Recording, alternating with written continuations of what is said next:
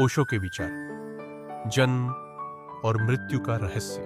प्रेम से कहो ओंकार। प्रिय आत्मन, आज हम एक अनंत रहस्य पर चर्चा करने वाले हैं। जन्म और मृत्यु। मनुष्य जन्म से आता कहां से है? मृत्यु के बाद जाता कहां है? क्या जीवन का कोई आदि और अंत है, या यह केवल एक भ्रम है?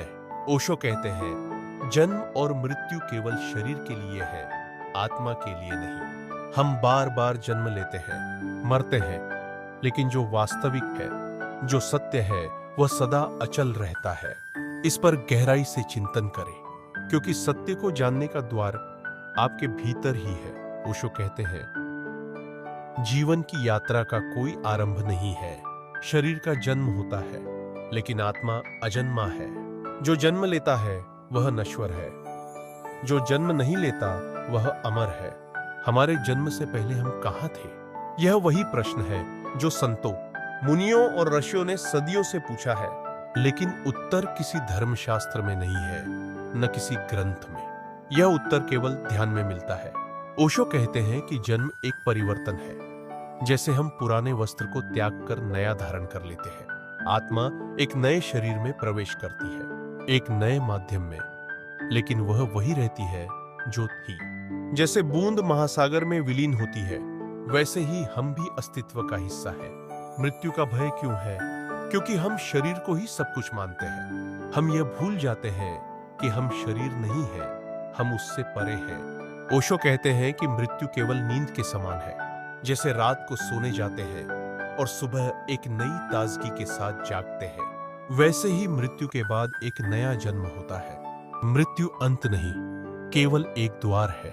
जीवन चलता रहता है, रूप बदलता है, माध्यम बदलता है, लेकिन चेतना अनंत है। अगर हम मृत्यु से भयभीत होते हैं, तो इसका कारण यह है कि हमने कभी जीवन को पूरी तरह से जिया ही नहीं। जो व्यक्ति पूरी तरह से जीता है, वह मृत्यु को भी उत्सव बना लेता है।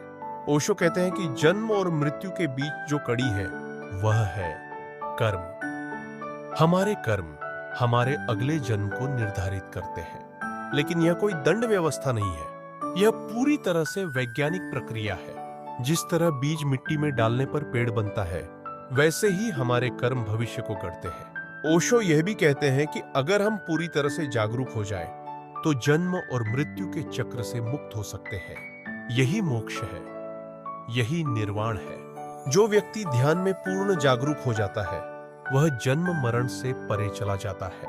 वह साक्षी बन जाता है, केवल देखने वाला, न जन्म का न मृत्यु का। ओशो की दृष्टि में मृत्यु का शोक नहीं, बल्कि उत्सव मनाया जाना चाहिए। ओशो स्वयं जब अपने शिष्यों को छोड़कर गए, तो उन्होंने कहा, मेरा महाप्रयाण उत्सव होगा। कोई रोना नहीं, कोई विलाप नहीं। जीवन और मृत्यु दोनों का आनंद लो। मृत्यु का उत्सव तभी संभव है जब हमने पूरी तरह से जीना सीख लिया हो। जीवन को पूरी तरह जियो, ताकि मृत्यु भी आनंदमयी हो जाए। प्रिय आत्मन, जन्म और मृत्यु के इस रहस्य को समझो। यह जीवन तुम्हारे लिए एक अवसर है, चेतना को जागृत करने का, सत्य को अनुभव करने का। ओशो कहते हैं, ध्यान में जाओ, अपने भीतर देखो, वहीं उत्तर मिलेगा। अब यह आप पर निर्भर है, क्या आप इसे जानने के लिए तैयार हैं? प्रेम से कहो ओंकार। इसे ध्यानपूर्ण और भावनात्मक अंदाज में बोलें।